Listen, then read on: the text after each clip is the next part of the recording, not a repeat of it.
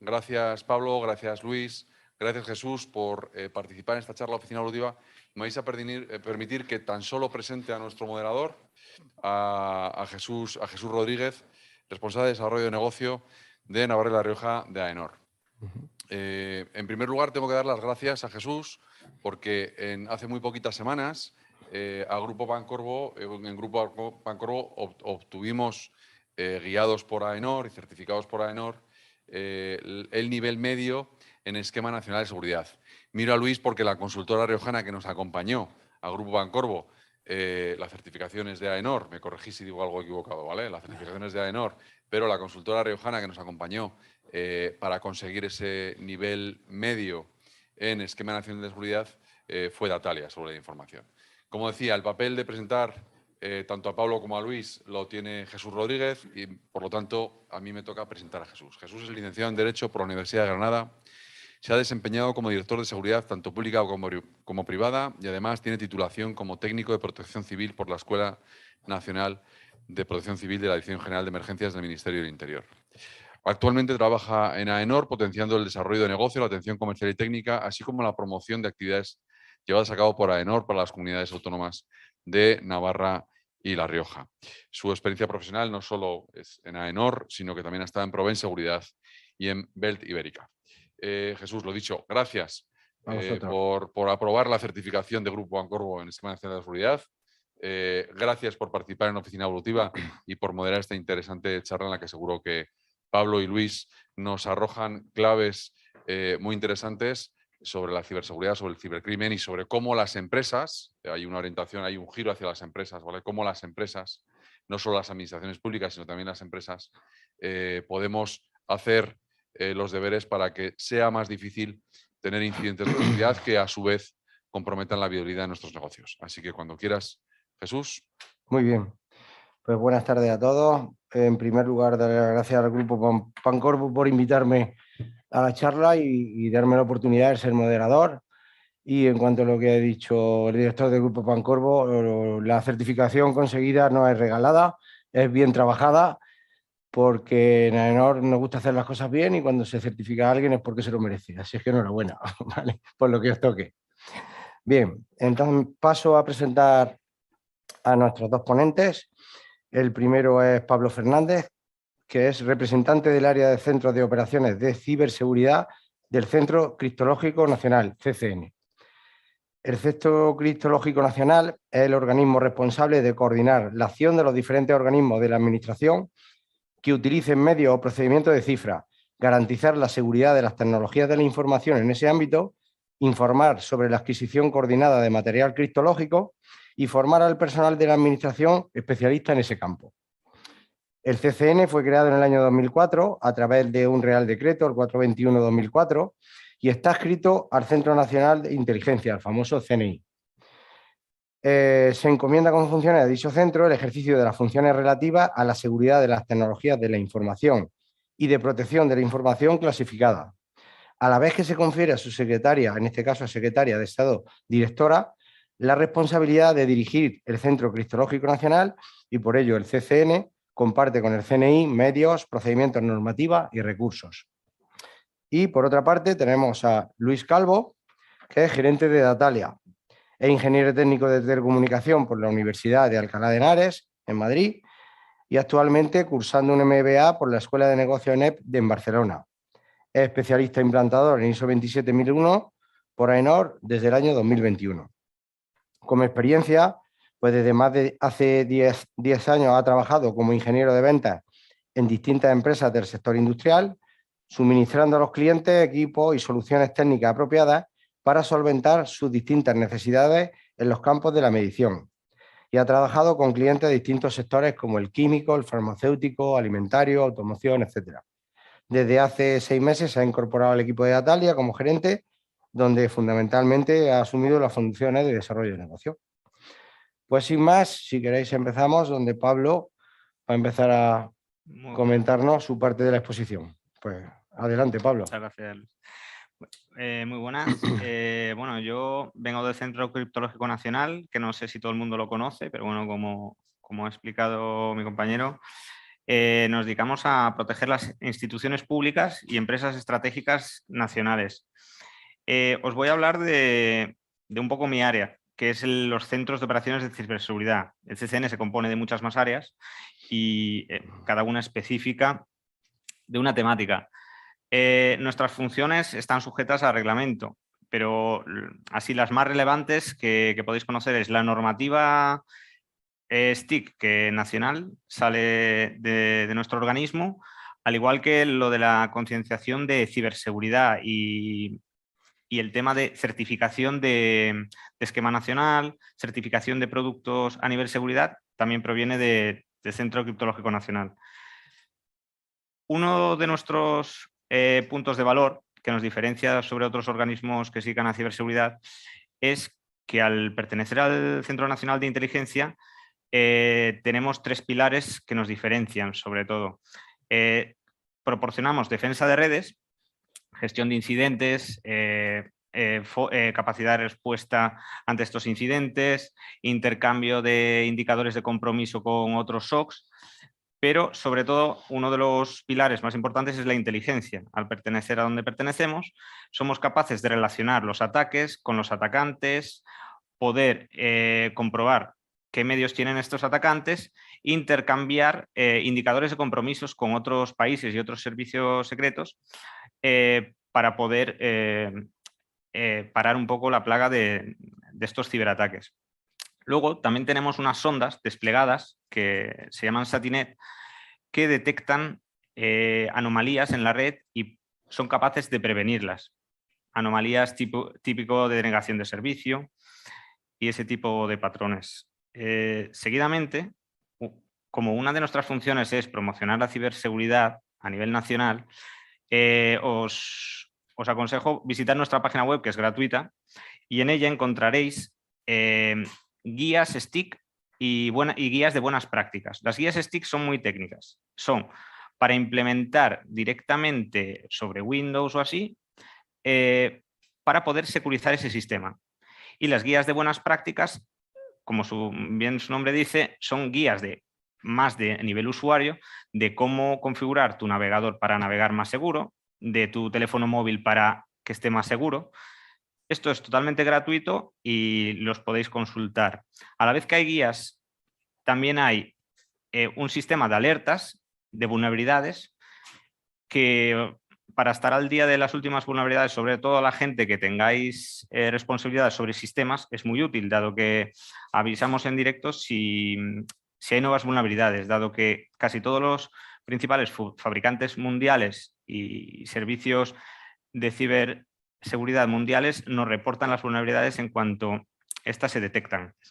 A la vez tenemos un servicio de análisis de vulnerabilidades que hacemos recomendaciones de cómo solventarlas o mitigarlas y a qué sistemas afectan. Y hay un buscador que es muy útil, esto si lo queréis utilizar. Una de nuestras últimas incorporaciones ha sido una plataforma de formación que es gratuita para todo el mundo. El que quiera formarse en ciberseguridad, son cursos muy básicos. No vais a salir como expertos, pero sí que dan un baño y como culturilla en el mundo de la ciberseguridad, no solo de ciberseguridad, también más de tema TIC. Es muy útil. Y el que le guste el mundo de la ciberseguridad y sobre todo el que esté empezando en hacking o así, tenemos una plataforma de pruebas, de desafíos, que os recomiendo, es gratuita y va desde niveles muy bajos a niveles muy altos de hacking. Y es un poco la forma de aprender jugando. Seguidamente, dado que mi área es la que se dedica a los incidentes de seguridad, os voy a poner ejemplos de nuestra volumetría actual en la que estamos gestionando incidentes. Este año llevamos 30.800 incidentes en lo que va de año gestionados, para que veáis el volumen de ataques que hay en nuestro país. Dado que esta conferencia va sobre ransomware, os voy a centrar más los ataques tipo ransomware. Ransomware, al final, hay muchos ataques. O sea, los más comunes, los que suelen salir en prensa, a lo mejor es una denegación de servicio, que es te mando muchos paquetes y te dejo sin servicio, pero tu red está bien, simplemente no funciona. Caso ejemplo, WhatsApp ayer se cayó, una denegación de servicio básica, y no afectó a sus sistemas. Simplemente la gente no podía mandar WhatsApp. Luego, el malware del que voy a hablar es un malware que se dedica a cifrar datos, que es el ransomware. O sea, su orientación simplemente es cifrar los datos para sacar un beneficio económico. O sea, cifra los datos y te pide un rescate. Ahora hay una tendencia de un nuevo ransomware, bueno, de los últimos años, que es la doble extorsión. Aparte de cifrarte los datos, te los robo y una vez que me pagues el rescate de tus datos y descifrarte y que puedas volver a hacer funcionar tu compañía, te extorsiono amenazándote con publicar estos datos. Por lo que es muy importante no caer en una campaña de ransomware, dado que hay muchas empresas que han desaparecido a causa de esto. Los incidentes, bueno, mi sector es más la administración pública, aunque trabajamos también con muchas empresas, sobre todo las empresas nos piden ayuda cuando ya no saben solucionarlo. La administración, al ser tan grande, somos un objetivo muy fácil, porque son muchísimos millones de empleados con millones de ordenadores y cada uno es un vector de entrada. Como conoceréis, los incidentes más recientes que hemos gestionado pues puede ser el del SEPE durante el COVID. Vamos, que el que haya intentado cobrar el paro en ese momento se le ha complicado. Al igual que el Ministerio de Economía y otros ministerios han tenido que desconectar muchas veces sus sistemas a causa de ransomware. Os voy a hablar esta presentación es en base a la experiencia. O sea, podréis leer documentos por ahí que hablen de malware, de ransomware, y es verdad que hay 1000 vectores más y 1000 maneras más de hacerlo. Os voy a hablar de lo que nosotros nos encontramos día a día. O sea, cada día nos llaman y nos alertan de un incidente, nosotros vamos y lo investigamos. Y los vectores más comunes que nosotros vemos de entrada a la organización son los que veis aquí. Entre ellos, el típico, el phishing que llega al correo electrónico que llega con un anexo. El empleado abre el anexo y se empieza a infectar la red. Eso sigue pasando. Es verdad que en grandes empresas cada vez se toma más cuidado en poner protección anti-malware que llega por mail, pero quizá un 10% siga pasando. Luego tenemos los ataques por las vulnerabilidades. O sea, hay muchas empresas que no son conscientes de lo que tienen expuesto a Internet, que tienen sus servidores web de una versión muy antigua y los atacantes lo que se aprovechan de esto, entran mediante esa página web y comprometen toda la red. Eso lo vemos bastante. Quizá segunda posición. Como último dejaré el vector más importante. Luego, como menos porcentaje de casos, pero no por ello no más importantes, páginas web que visitan los empleados que están infectadas y por ende se infectan. Es verdad que cada vez hay menos, sobre todo porque las empresas sí que tienen proxies que filtran esta navegación de los empleados. Hay muchas empresas pequeñas que no aplican ninguna política ni en los firewall de salida ni en los proxy, con lo cual no filtran la navegación de sus empleados. Esto es un riesgo siempre. Ya no solo es para controlar el empleado, sino el riesgo de que se infecte la empresa. Y por último, quizá estos 2 últimos años, la mayoría de los ransomware que hemos estudiado, el vector de entrada ha sido por la compra de credenciales en la dark web. Resulta que se han filtrado las credenciales por distintas campañas, porque las contraseñas han sido usadas para registrarse en periódicos o en fuentes públicas con la misma contraseña de trabajo, o sea, con la misma cuenta de correo que usamos en el trabajo, con lo cual esa cuenta se vende en la dark web y los atacantes entran, dado que ahora, como hay el teletrabajo, casi todo el mundo tiene VPN y esas credenciales de VPN son ahora mismo las que más se están vendiendo. Y como los administradores no suelen cambiar las contraseñas, pues es el vector de entrada que más vemos. Posiblemente el 70% de los últimos ataques, el inicio ha sido por una cuenta filtrada. Estos son los vectores de entrada más típicos. Ahora os comento lo que nos encontramos cada vez que vamos a un incidente de seguridad. O sea, las lecciones que nosotros sacamos de lo que no tienen las empresas o las organizaciones ante un incidente.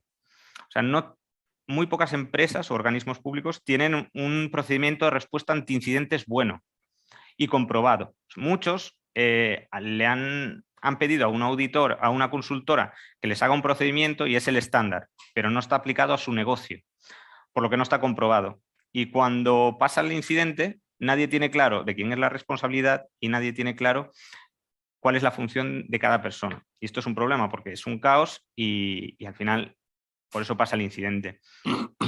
Luego, una de las formas más fáciles de propagarse el malware es porque muy pocas empresas tienen la red segmentada.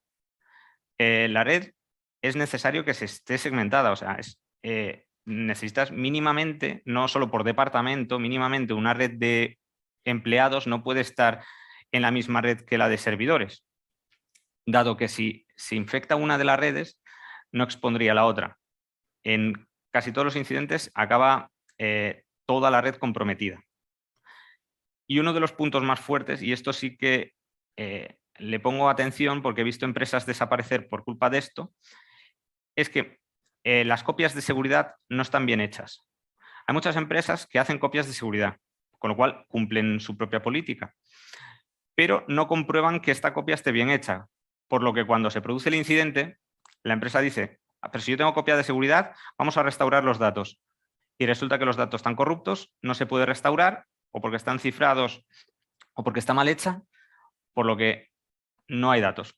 Y esto es un problema gordo y hay empresas que, claro, si la base de datos de tus clientes se cifra, ya no tienes empresa. Es uno de los grandes problemas, sobre todo en pymes muy pequeñas.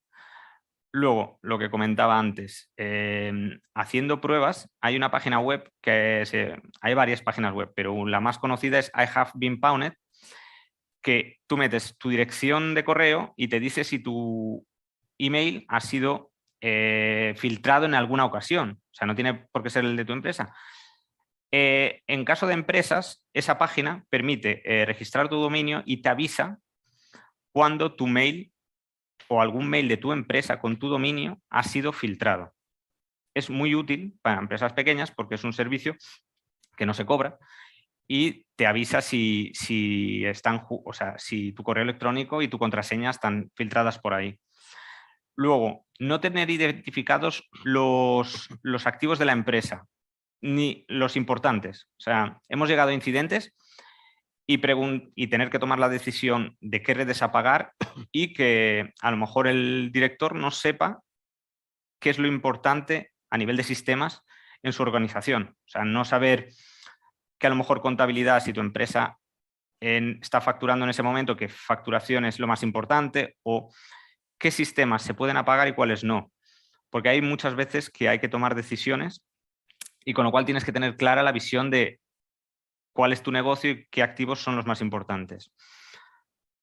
Luego, muchos incidentes obviamente es que no hay elementos de seguridad, pero si no hay elementos es una carencia. Pero hemos encontrado casos en que a pesar de que hay muy buenos elementos de seguridad, nadie los está mirando. Tienen muy buenos EDRs, se han gastado mucho dinero en ciberseguridad, pero resulta que nadie está al día ni nadie está mirando esos eventos. O llegan tantas alertas que el administrador de sistemas no es capaz de digerirlas ni de escalarlas. Por lo que nos hemos encontrado casos que hemos detectado ransomware que llevaba una semana acampando por la red de la empresa y todos los sistemas de alerta habían generado alertas sobre este problema, pero nadie hizo nada, con lo cual al final se cayó la red. Por eso es muy importante, si se tienen los elementos de seguridad, revisarlos. Vamos, se pueden automatizar las alertas y es muy importante esto. Y luego, bueno, lo que pasa siempre en informática, que los sistemas nunca están actualizados. La recomendación es siempre actualizar a la última versión. Si no es a la última versión porque hay muchas cosas que son de pago, por lo menos con los últimos parches de seguridad. Y los sistemas hay que asegurarlos, o sea, hay que asegurarlos. Windows, o sea, por ejemplo, un servidor de Windows viene por defecto con una configuración, pero se puede asegurar sin gastar dinero, simplemente es configuración. Por lo que mucho cuidado ahí. Estas son las lecciones más importantes que, digamos, que sacamos nosotros de los ataques. De decir, oye, mira, si hubieras hecho esto, esto no hubiera pasado. Luego, cuando nos llaman, la gente está muy nerviosa y tampoco tiene claro qué ha pasado. Os recomiendo, si tenéis un incidente en vuestras empresas o en vuestros organismos, de que primero os hagáis una pregunta o al equipo de IT, de que les hagáis unas preguntas básicas, no hay que saberlo todo, pero mínimo tener una idea de cuándo ha comenzado esto, o sea, qué ha pasado, o sea, poder decir, oye, está yendo rara la red. ¿Cómo? Si hay algún indicio de, oye, me ha llegado un fichero y le he ejecutado, no pasa nada. O sea, los empleados suelen esconderlo hasta el último momento, luego el forense siempre lo va a detectar, pero no, si un empleado ha pinchado, no pasa nada. O sea, ha pinchado y ya habrá que definir luego una política para que esto no pueda pasar, pero no esconderlo. El problema es, muchas veces viene eso, si no sabiendo esto, se puede acometer antes el problema. Luego es necesario saber cuántos equipos afectados hay. Pues, de nada vale decir que tu red está comprometida si no tienes un número. Oye, tengo 5 equipos afectados, solo tengo un móvil. Eso es importante. Si se han realizado si hay copias de seguridad y se han comprobado. Si tú ya tienes toda la copia de seguridad, podrías restaurar la red y no pasaría nada. Y si se ha realizado ya algún plan de mitigación. Estas preguntas es muy bueno tenerlas claras antes de pedir ayuda. Ahí ya, si no tienes equipo propio, lo recomendable es pedir ayuda y cuanto antes. Hay muy buenas consultoras en este país y muy buenas organizaciones, también hay muy buenas organizaciones públicas que pueden dar apoyo. ¿Cómo abordamos nosotros un incidente? Os voy a dar unas pinceladas de cuando nosotros llegamos a un incidente, por ejemplo el del SEPE o así, que está todo el mundo muy nervioso, pues lo primero que hacemos es contener la amenaza. Intentamos por todos los medios desconectar de Internet y desconectar las redes entre sí. ¿Para qué? Para que no se propague, dado que no sabemos muchas veces lo que está pasando. Es verdad que muchas veces no se puede hacer, sobre todo en empresa privada, si tú estás dando un servicio en Internet, no puedes cortar Internet, pero se puede aislar. La recomendación es aislar lo máximo posible y una operativa de estar vigilante. Luego procedemos a detectar la amenaza. Si la empresa o el organismo no tiene medios, pues instalamos medios para poder detectar dónde está ese malware, o sea, ese ransomware cifrando en ese momento. Una vez detectado, se mitiga. Esas VLANs que están siendo infectadas se aíslan y se intenta actualizar el resto del parque lo antes posible para que no pueda propagarse. Seguidamente, esto ya último, y es verdad que hay muchas veces que no se puede intentamos recuperar los datos mediante backups o mediante intentando estudiar el malware para poder generar un antídoto. Hay veces que funciona, hay veces que no. Es una tarea muy compleja. Nosotros recomendamos aún así, si alguien sufre ransomware y no consigue recuperar esos datos, que los guarde en un disco frío, en un armario, que con el tiempo suelen salir las claves de cifrado. Y es muy fácil. Nosotros publicamos, nosotros investigamos malware diariamente y de vez en cuando sacamos vacunas y claves para que la gente pueda descifrar el contenido. Sí que hay veces que tardan años porque se han perdido las claves o son campañas diferentes y es muy complejo. Pero es muy útil el tema de guardar tus datos cifrados. Tardarás años seguramente en recuperarlo, pero está ahí la opción.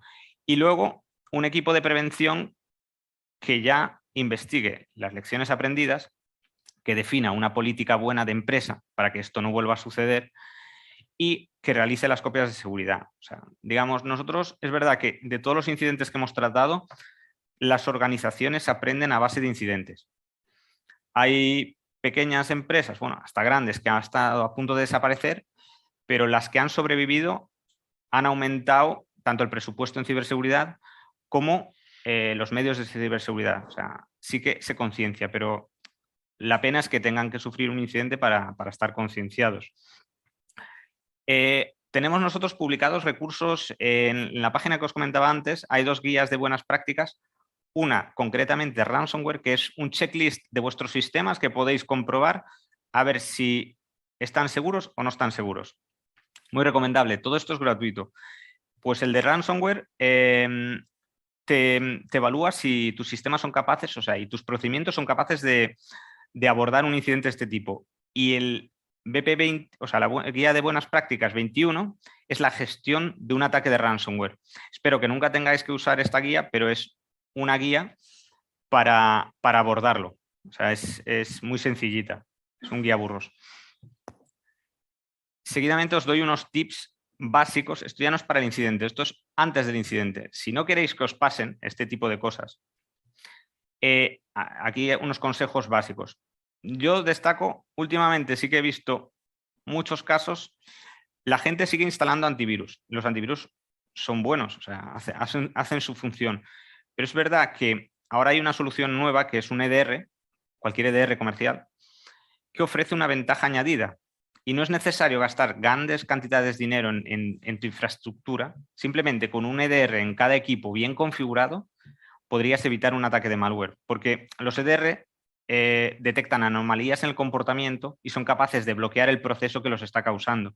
Obviamente, no te evitan la infección, dado que la infección ha venido de otro sitio, pero sí te paran ese cifrado, con lo cual el atacante no te podría hacer. Por lo que nosotros recomendamos, si hay que elegir entre algo, posiblemente el EDR sea lo que más suba el nivel de seguridad de una empresa rápidamente. El resto ya es afinar. Luego está, obviamente, como llevo hablando todo el rato de las copias de seguridad, mantener las copias de seguridad al día y aseguraros que estén bien copiados. Y si tenéis la capacidad de tener esa copia en otro lugar geográfico, por si se quema el edificio, también lo recomendamos, pero sí que hay empresas que no se lo pueden permitir.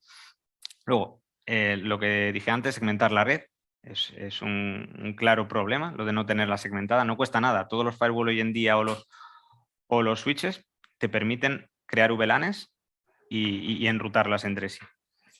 Luego, deshabilitar las macros. No todos los empleados de ninguna empresa ni de, por ejemplo, de la administración pública usan macros en los documentos. Por lo que esa gente habilitarle las macros, pero al resto, por políticas de empresa, se puede capar las macros. No hace nadie le necesita un Word con una calculadora, a no ser uno de contabilidad, pero el resto de la compañía no. Y ahí os quitáis mucho. Casi todas las infecciones suelen venir por Office o por eso, por una macro que venga embebida, que se descargue un malware. Luego, informar un poco a los usuarios, a los empleados, de que tengan cuidado. Sé que esto se está haciendo mucho ahora, con lo cual en las noticias sale, tampoco se puede hacer mucho más, pero píldoras, o sea, se aconseja de vez en cuando a lo mejor mandar algún señuelo a ver si pica algún empleado y demostrar que esto está pasando. Luego, los administradores, mucho cuidado con ellos. O sea, al final las empresas tienen muy pocos informáticos y estos informáticos tienen demasiados privilegios en su cuenta, o sea, en su rol de usuario. Con lo cual es mucho mejor tener que este personal TIC tenga muchos más usuarios, pero para cada uso. Usar el administrador del servidor solo para entrar en el servidor, el administrador de equipo solo para entrar en el equipo. Si hacéis esta segmentación os evitaréis muchos problemas, sobre todo a la reventa de las credenciales, de que os comprometan todo. Luego, mantener todo actualizado. Sé que es muy complicado, sobre todo en empresas que tienen muchos sistemas. El actualizar es un quebradero de cabeza porque dejan de funcionar cosas, pero por lo menos lo importante y los parches de seguridad debería ser imprescindible. Luego, una cosa que los usuarios no son conscientes es que mucha gente oculta las extensiones de ficheros, por ejemplo, el .doc en un Word, simplemente te aparece Word o el Word o el nombre de y el icono. Es muy útil, por políticas de empresa, el habilitar la extensión, con lo cual el usuario o el empleado verá documento.doc, porque el malware lo que hace es muchas veces intentar imitar un Word o un fichero legítimo para que el empleado pique, poniéndole una extensión más, que es .exe. Si veis un fichero documento.doc, que era el vuestro, y de repente pone otro punto más, .exe, eso es un malware. Y eso solo se permite ver si permites la extensión de los ficheros. Vamos, que es un check en una configuración de Windows, no es más. Os lo recomiendo hacer también a título personal. Windows viene con el quitado por defecto y en vista en el explorador de Windows lo podéis habilitar. Luego también configurar el UAC de Windows lo más restrictivo posible. Esto es lo que cuando elevas privilegios. O sea, cuando instaláis un programa hasta en vuestro ordenador de vuestra casa, cuando instaláis, por ejemplo, un programa, Spotify o lo que queráis, le dais al punto .exe y si no se ejecuta ahí una ventana de administrador diciendo ¿está seguro que desea instalar esto? Y os hace meter la contraseña, es que no tenéis el UAC bien configurado.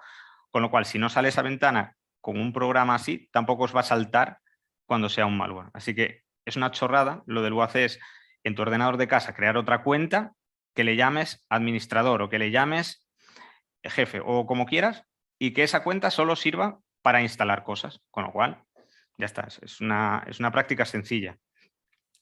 Luego, también viene dado que mi ponencia es de centros de operaciones de seguridad, es verdad que nosotros trabajamos con centros muy grandes, pero hay muchas empresas que creen que tienen un centro de operaciones de seguridad y al final vamos a un incidente y solo tienen a lo mejor un firewall y unos antivirus y ni siquiera personas para monitorizar ni para buscar, con lo cual eso no es un SOC. O sea, un centro de operaciones de seguridad tiene que haber personal, es sobre todo más el equipo y los procesos que las propias herramientas. Por lo que un firewall y un antivirus no es un SOC. Un SOC es mucho más. Os voy a dar nuestra aproximación de cómo nosotros desplegamos SOCs a nivel nacional, bueno, internacional también, y aconsejamos. Nuestro modelo ideal se basa en 5 equipos, serían 5 equipos y un equipo transversal, que es el esquema nacional de seguridad. En el caso de del sector privado, pues aquí iría la parte normativa o compliance, pero es lo mismo. El esquema nacional al final imita tanto las certificaciones de AENOR como las ISO, o sea, se basa al final en cumplimiento. Pero un SOC tradicional, como nosotros lo vemos y como nosotros, por ejemplo, trabajamos así. Tenemos un equipo muy bueno de prevención que se dedica a hacer hacking, analizar vulnerabilidades, hacer auditorías de los sistemas. De esto hace un informe para que se pueda remediar. Muy importante, esto lo digo porque hay empresas que contratan auditorías, viene el auditor, les audita, les saca los colores, llega el informe, pero ese informe se queda en el despacho del director. No se solucionan esas vulnerabilidades. De nada vale que te diga que tengas una versión vulnerable si no lo vas a solucionar o si no eres capaz de solucionarlo, mitígalo. Protege. Hay 1000 maneras de proteger si no puedes actualizar. Otra es la capacitación.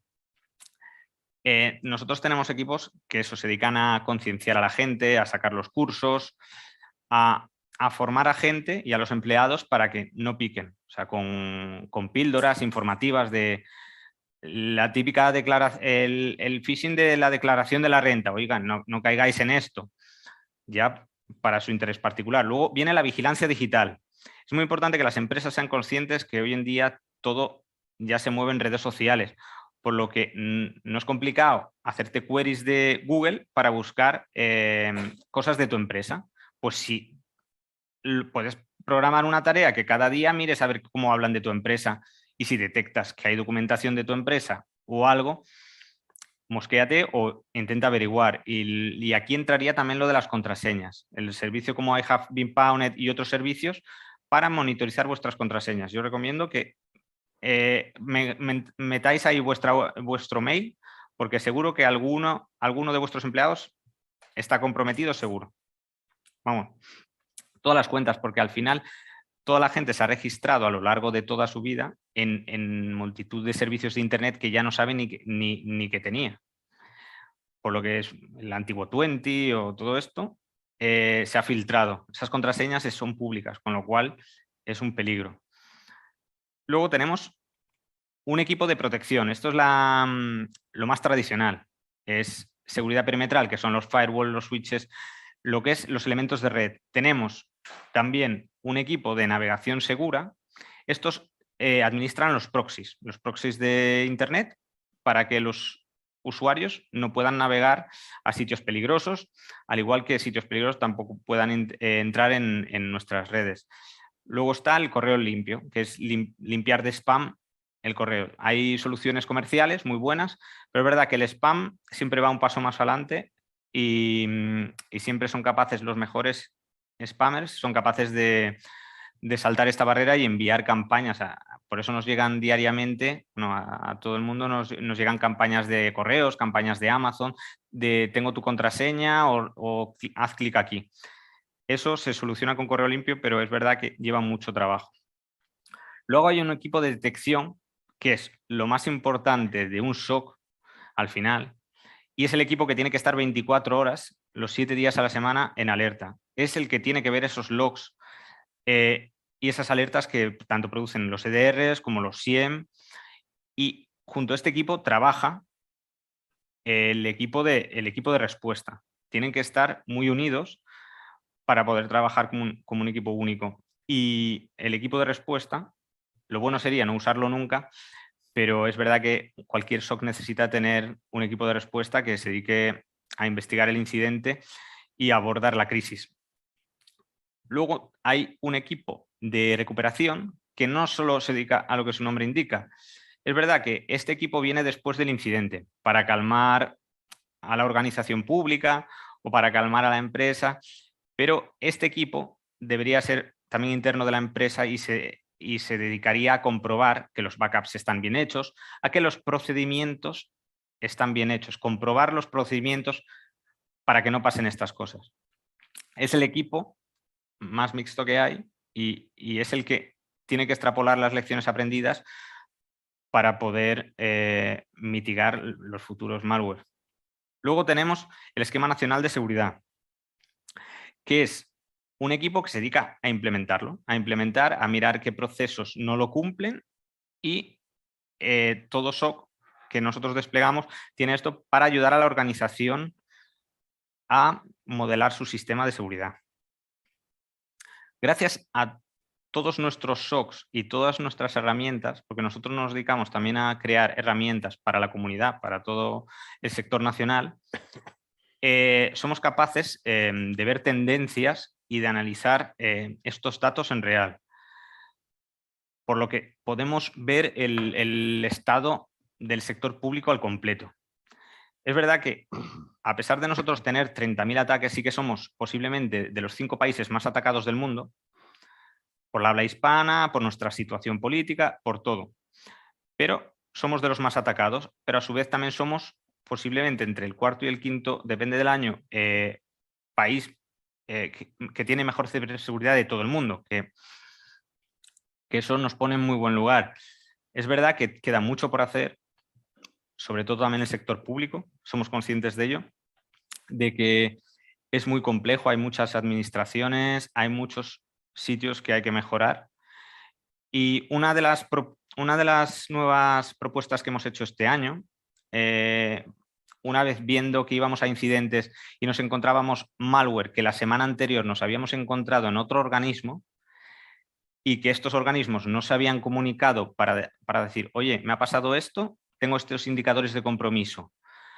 Lo que estamos promoviendo a día de hoy, que salió a principios de este año, es la nueva red nacional de SOCs, que consiste en que todos los SOCs nacionales intenten compartir la información técnica de los incidentes en directo. Esto ya ha ayudado, esto lleva unos meses y ha ayudado a parar 3 incidentes gordos que sean para que no se propagaran en otras instituciones. La idea es hacer esta red mucho más grande porque a día de hoy, digamos, hay los SOC públicos que comparten la información y luego los proveedores que son empresas que trabajan para el sector público o que tienen algo que ver con el sector público o empresas estratégicas. En estas empresas, según compartan mucha información o poca, tienen la consideración de gold o informado. La idea es que todas las empresas que se dediquen a ciberseguridad y que proveen servicios de SOC estén en esta red para, al final, un conjunto de SOCs aportar el valor y la información que falta.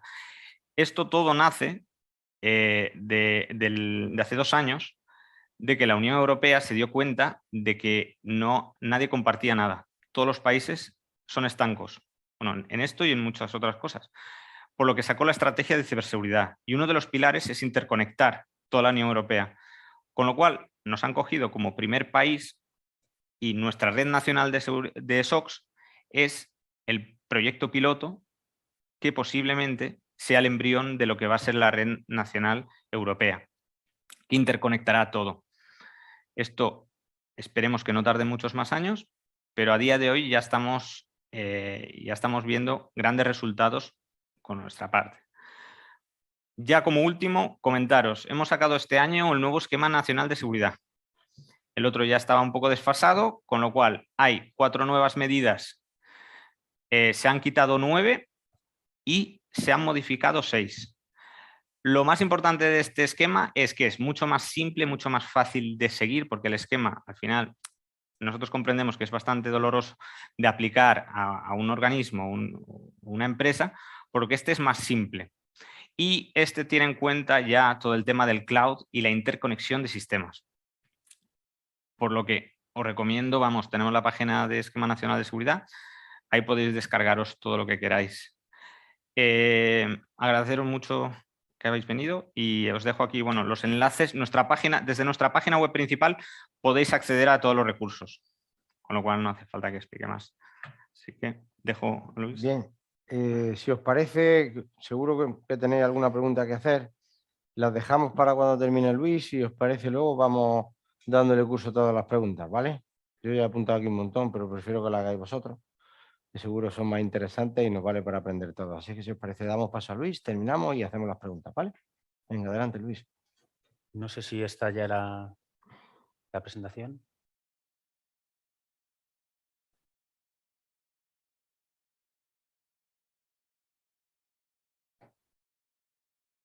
Bien, pues bueno, yo creo que para todos ha sido un placer escuchar a Pablo, esta visión del Centro Criptológico Nacional.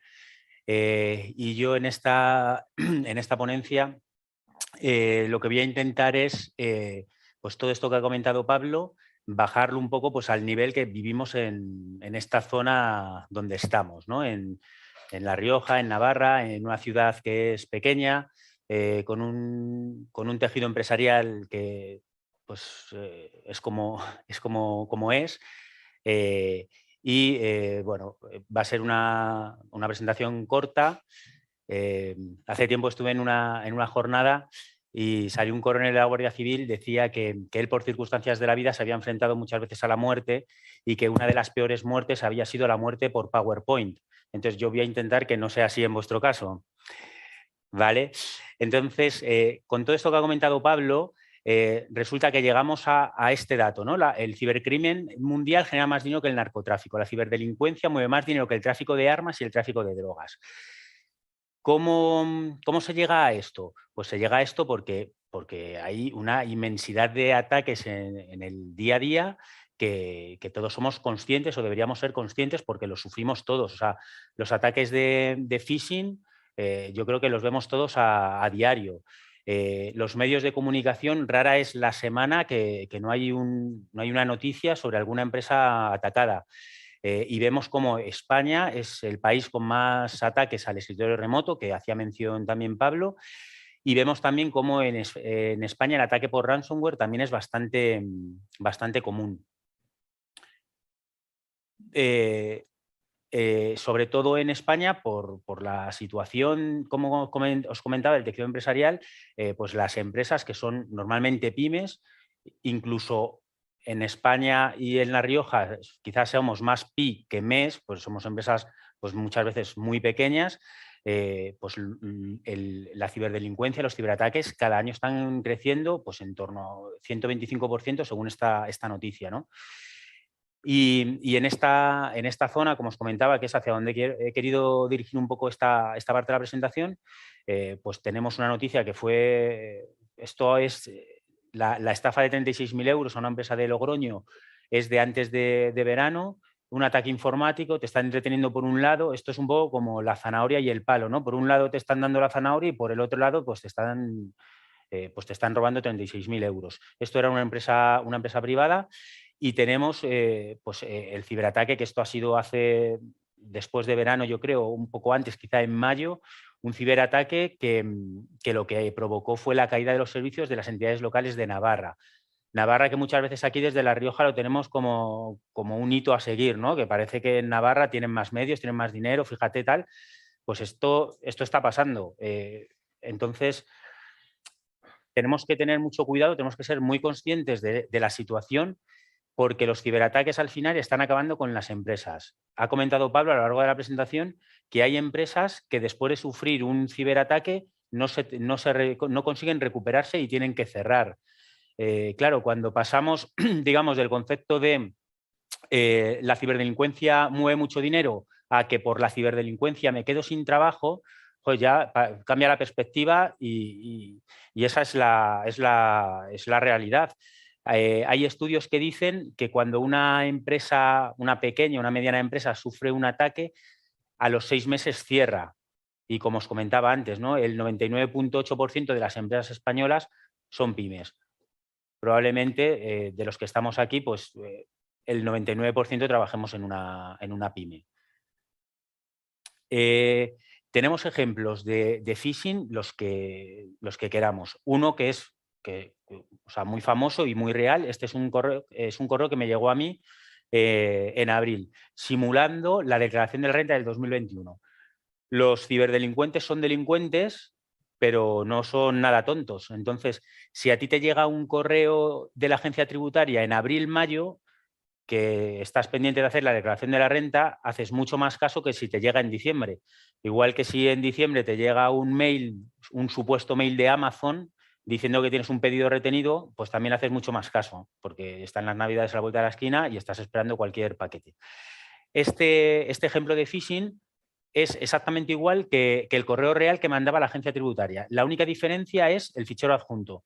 La administración nunca se comunica ni con empresa ni con ciudadano a través de ficheros comprimidos. Una herramienta que lo he estado comentando antes con Pablo, que es bastante útil, es Virus Total, ¿no? En Virus Total podéis poner un link raro o un adjunto raro y os dice si es confiable o no es confiable. Es una herramienta gratuita que es bastante útil, pues, para evitar que nuestra empresa sea la siguiente que es atacada y que pueda dar lugar a este cierre de la compañía. Un ejemplo de phishing muy usual y que probablemente todos también hayamos recibido es el phishing bancario, ¿no? En este caso es un correo del Banco Santander que dice: tu cuenta necesita atención. Pues yo no sé la vuestra, pero la mía, más que atención, necesita fondos, pero atención no mucho. Entonces, si pinchas en el link, te aparece el pantallazo, la ventana para que introduzcas los credenciales, y lo que está sucediendo por detrás es que este ciberdelincuente está registrando todos los datos que tú pones, con lo cual tú, de forma directa, sin saberlo, lo que estás dando es acceso a tu cuenta bancaria para poder hacer lo que quiera. ¿Vale? Esto, el dinero que se mueve en la ciberdelincuencia, ¿de dónde viene? Pues resulta que, como casi todo en esta vida, tiene precio. De acuerdo a la Oficina de Seguridad del Internauta, en la red oscura se están pagando 315 euros por un registro médico. Por tus datos bancarios se están pagando 30 euros. Por tu cuenta de Netflix me parece que eran 10 euros, 5 o 10 euros. Quiero decir que tus datos valen, que mis datos valen. No sé si visteis hace unos meses en El Hormiguero, en una parte de tecnología que tienen, y hablaba una persona que estaban valorados en Estados Unidos. No sé la referencia, o sea, coged el dato un poco con pinzas, pero llama la atención. Decía que estaban valorados los datos personales que una persona generaba al año en 30.000 dólares americanos. 30.000 dólares americanos, al cambio son 30.000 euros. 30.000 euros en España es un sueldo anual. Entonces, de eso se mueve. O sea, el dinero se mueve, el dinero está ahí. Vale, y os voy a hablar de un par de herramientas. Pablo y yo nos hemos conocido hoy, o sea, no habíamos hablado de esta herramienta, así que o los dos os queremos engañar o es que esta herramienta funciona. Y yo creo que es más lo segundo, ¿no, Pablo? Funciona, vale. Con Jaffa-Pwnet lo que consiste es que tú metes una cuenta de correo personal, una cuenta de correo profesional, y cuando haces la comprobación te dice si esa cuenta de correo se ha visto inmersa en alguna brecha de seguridad. Y además te dice en qué brecha y qué datos se han visto comprometidos. ¿Por qué es importante? Primero, porque una cosa que hacemos mal es que no separamos. Quiero decir, nosotros tenemos que tener una cuenta corporativa para asuntos corporativos y una cuenta personal para asuntos personales. Pero ¿qué pasa? Que muchas veces mezclamos. Entonces, si tú estás usando tu cuenta de correo profesional para Facebook, si tu cuenta de correo profesional aparece, o sea, te la cogen, estás dando tus datos profesionales, los datos de tu empresa, vector de entrada para un posible ataque. Tampoco está bien que uses tu cuenta de correo personal para asuntos profesionales. Es una cosa que es muy sencilla, el dividir, separar, tener claro una cosa, las peras con las peras, las manzanas con las manzanas, y evitar problemas. Porque tenemos la mala costumbre de usar para todo o para casi todo la misma cuenta de correo electrónico y la misma contraseña. Entonces, estos datos van a la Internet oscura, a la Internet de los malos, y se pueden comprar. Y hemos visto antes el precio. Y luego os comentaba también que, según este titular, España es el país con más ataques al escritorio remoto. Hay una aplicación que es gratuita, que es Sodan, que lo que hace es ir viendo, ¿no? Hacer un pooling de todas las IPs, los puertos que están abiertos en la red.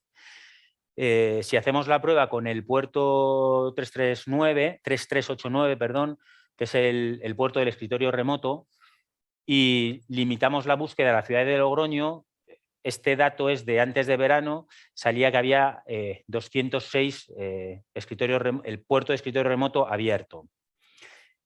¿Vale?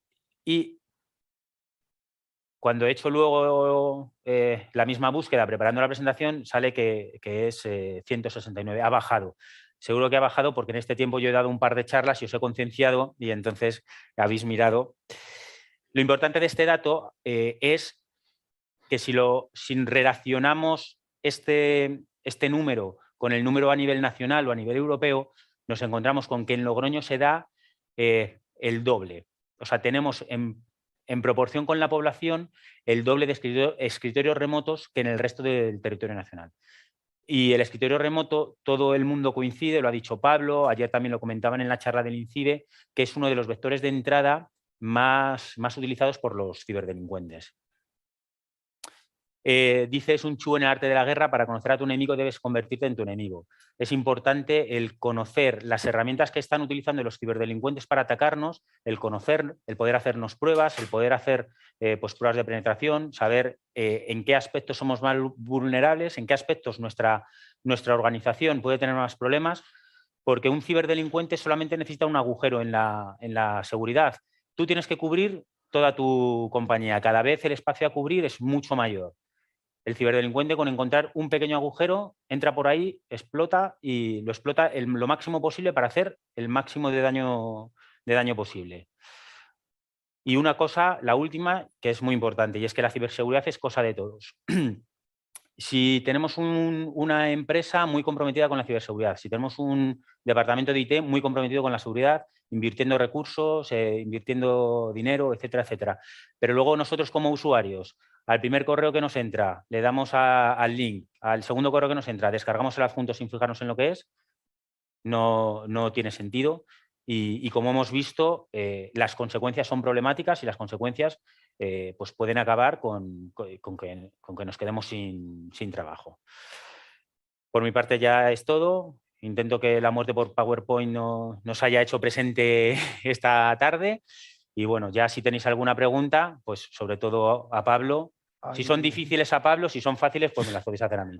¿Hay micro o a viva voz para las preguntas? Por aquí. Vale, está en marcha, ¿no? Bien, pues regla muy sencilla para preguntas.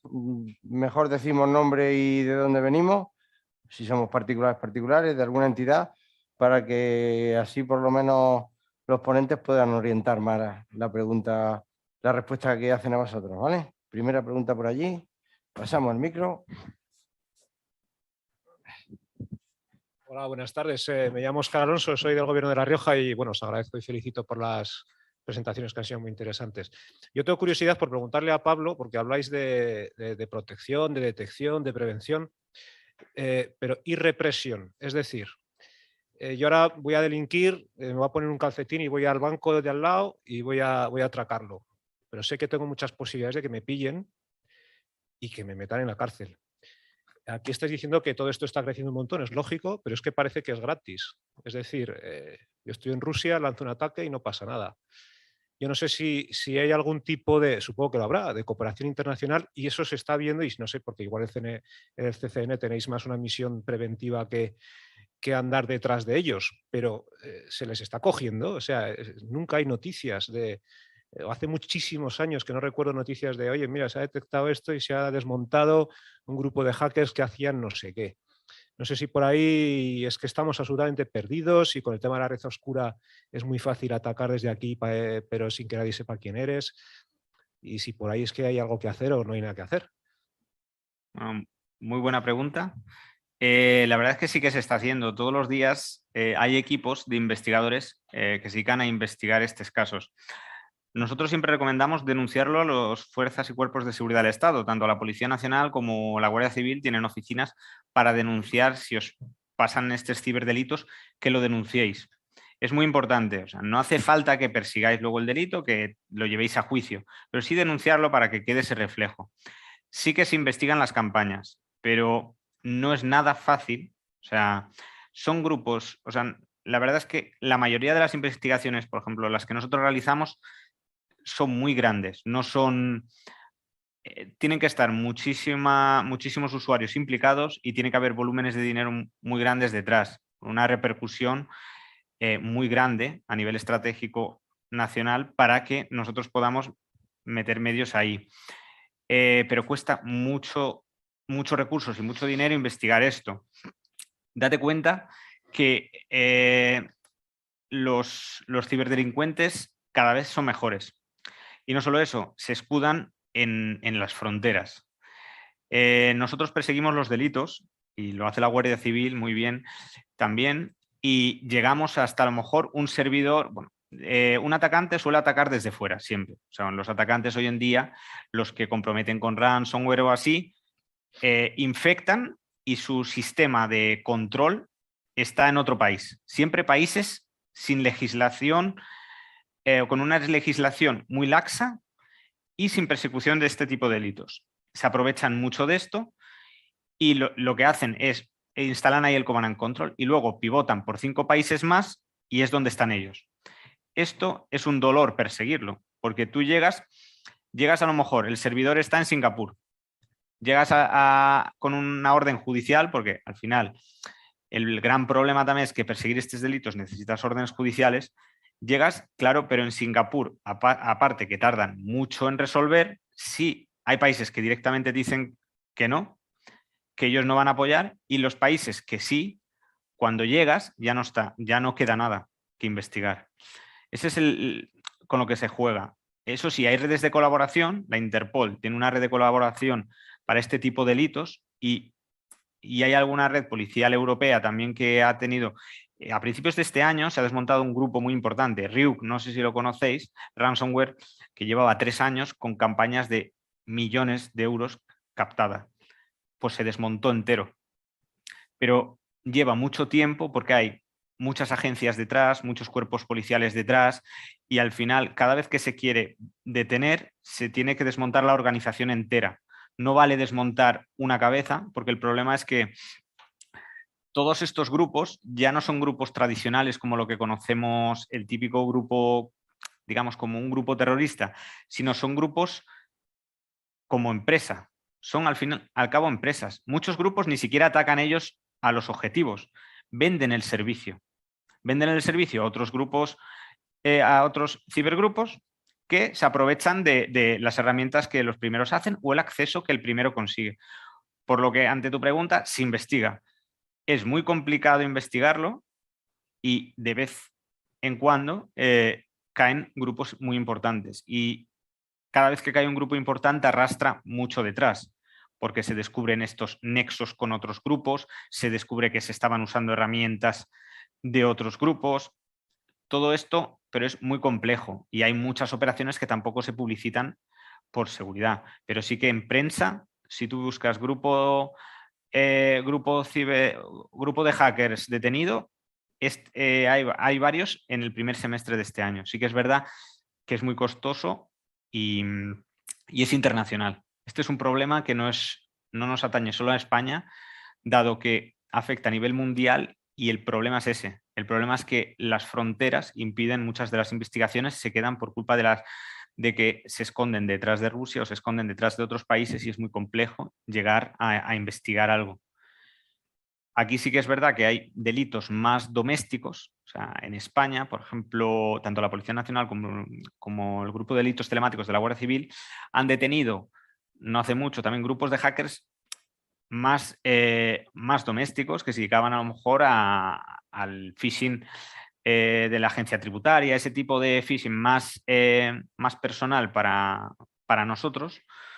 Eso sí que los han conseguido detener. Ya te digo, los grupos grandes, los que afectan sobre todo a nuestras organizaciones públicas, es mucho más complejo, porque son grupos muy grandes. Bien, Mira, yo quería hacer un comentario con esto de las penas y tal. No sé si os habéis enterado de un caso de hace un par de años, vosotros seguro que os habéis enterado, la empresa municipal de transporte de Valencia, el ataque que sufrieron en el fraude del CEO. Le llegó a la responsable de administración un correo, supuesto correo de su jefe, que hiciera una transferencia de $500.000 de euros para la compra de unos trenes. Todo era una operación confidencial. Hizo una transferencia, hizo 2 transferencias, hasta 8 transferencias, 4 millones de euros. Luego, obviamente, su jefe no se lo había dicho. El caso es que ella fue despedida, despido primero procedente, luego improcedente o al revés. El caso es que la situación que tienen ahora es que esta mujer está sin trabajo y está condenada a pagar los 4 millones de euros que le habían estafado más las costas del juicio. Será recurrible, etc. Al final, la condena para esta mujer no es por la estafa, sino por no haber seguido el procedimiento que tienen establecido a la hora de hacer esas transferencias. Pero, siguiendo un poco con lo que yo os estaba comentando, la importancia de la concienciación y la importancia de ser conscientes de que estas cosas raras, o sea, cuando te llega un correo raro y que tu jefe te pida hacer una transferencia de medio millón de euros, a lo mejor es una empresa que mueve transferencias habitualmente de 2 millones, entonces, claro, $500.000 de euros no es mucho. Pero cuando hay cosas raras de esto es secreto, esto es confidencial, esto, desconfiad. ¿Más preguntas?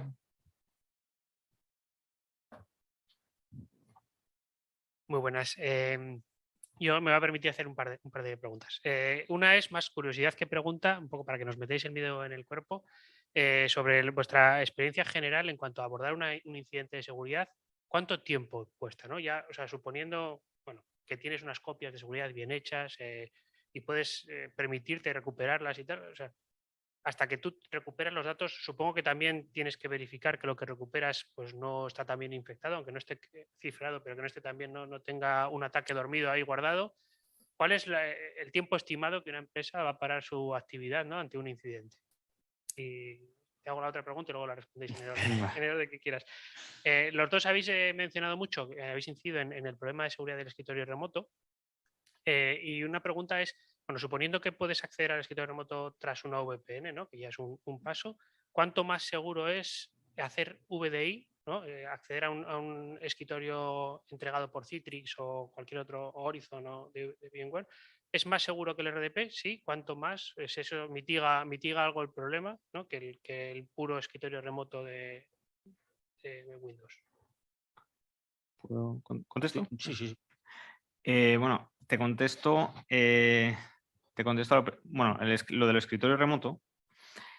Se recomienda, obviamente, el tema de VDI o escritorios virtuales, pero sí que es verdad que es un coste mucho más grande. O sea, no hay tantas empresas que tengan virtualizados sus servicios.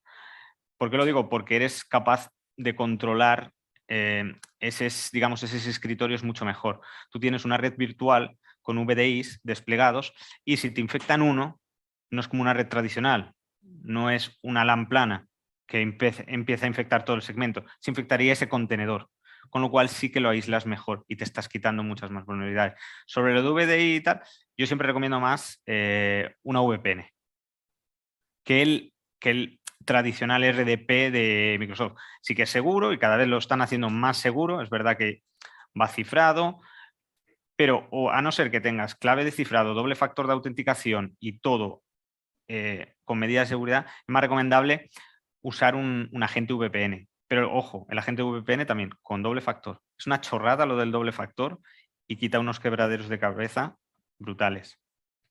Si tú quieres No, yo he dicho que las preguntas difíciles para ti, Pablo. añadir. Y recuérdame la otra, al tiempo. El tiempo varía, o sea, esto sí que no hay una tabla, o sea, cada incidente, cada día, o sea, todos los organismos, tanto públicos como privados, cada día tienen incidentes. Una cosa es que no lo cataloguen como incidente, pero igual no cada día, pero cada semana una pyme pequeña ha tenido algún problema, se le ha colado algún malware que lo ha bloqueado el antivirus, pero el incidente se ha producido. Pues en esos casos no lleva nada. Yo, si ya poniendo un ejemplo, en un caso de ransomware, si el incidente ya se ha propagado, o sea, tú imagínate, el incidente ha empezado, o sea, ya ha cifrado mínimo un equipo, pues entonces estamos hablando de que las primeras 24, 48 horas son cruciales. Si eso no se expande, yo he visto incidentes solucionados en menos de 3 días, o sea, hasta con el informe entregado, el forense, y que no ha escalado más. Si no, te hablo en volúmenes. Una empresa de más de 1000 equipos, muy fácil, si se ha expandido, en hacer todo va a tardar más de un mes. En estar operativa, es lo que comentaba, es que depende cómo tengas tu modelo de negocio. Tienes que tener un plan de continuidad de negocio. Si lo tienes implementado, un buen plan de negocio, en menos de 24 horas tienes que estar operativo. Tienes que tener un plan para poder trabajar en 24 horas. Estés infectado o no estés infectado. Con lo cual, siguiendo este plan, 24 horas. Si la empresa no lo está, lo normal, funcionamiento pleno, no lo recuperas hasta, te estoy hablando, 2-3 meses fácil. En un incidente ransomware que ya haya pivotado.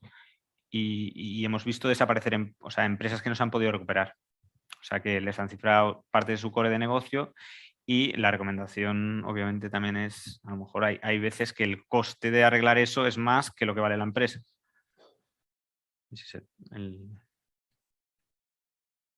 ¿Más preguntas? ¿No?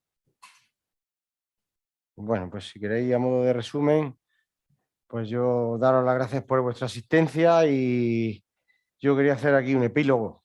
Yo que vengo del mundo de la prevención, pues ya sabemos lo malo que puede ser un ataque informático, un ataque de ransomware, igual que otro tipo de ciberataques en las empresas. Y como no puede ser de otra manera, el consejo, y si no, corregidme, es la prevención. O sea, tenemos que tener la máxima prevención, tanto particular como en nuestras organizaciones. Herramientas, a ver las haylas, solo hay que implantarlas y concienciarse del daño que nos pueden hacer.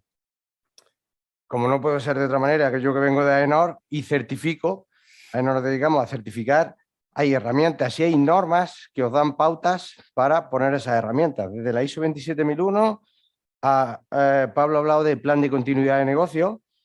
Hay una norma que certifica un buen plan de continuidad de negocio, pero podéis hacerlo sin certificar. Y es tan importante como cuando yo trabajaba en Madrid, el edificio Windsor fue cuando ardió. Yo llevaba una empresa de seguridad y vigilábamos un edificio. La empresa IBM tenía una planta entera en el Windsor. Y estoy hablando hace 16, 17 años, creo. Al día siguiente, todos los empleados de IBM estaban trabajando en el edificio que yo vigilaba. Vamos, mi empresa. ¿Vale? Todos. Supongo que no sería rutinario, pero la IBM tenía un plan de continuidad de negocio certificado, acreditado, y funcionaba. Y por eso, pues, interrumpiría la molestia de cambiarse de edificio y alguna cosa más. Pero fijaros lo importante que es. Estoy hablando de IBM. Cada uno a su nivel, los niveles de prevención que necesitéis. No se trata de matar moscas a cañonazos, pero entiendo que las medidas ponderadas que necesitáis de seguridad, cada uno en su sector y en su nivel de riesgo. Y yo, por mi parte, nada más. Bueno, si me dejas añadir, hablando justo lo que acabas de comentar, destacar que no hace falta gastar grandes cantidades de dinero, hay que siempre en plan, ser acorde al negocio que se tiene. No merece la pena gastar a lo mejor 1 millón de euros si la empresa no factura eso. Cada uno acorde. Y hay cosas muy sencillas y muy económicas que te protegen muy bien y no hace falta gastarse ingentes cantidades de dinero. Porque hemos visto empresas que tienen elementos de seguridad muy buenos, pero no son capaces de operarlo porque no tienen el presupuesto para el personal que requiere, con lo cual no es necesario. O sea, cada uno lo que tienen que tener prácticas seguras de cómo emplear los medios y una mínima seguridad. Pero esa mínima seguridad no tiene un coste elevado. Eso era...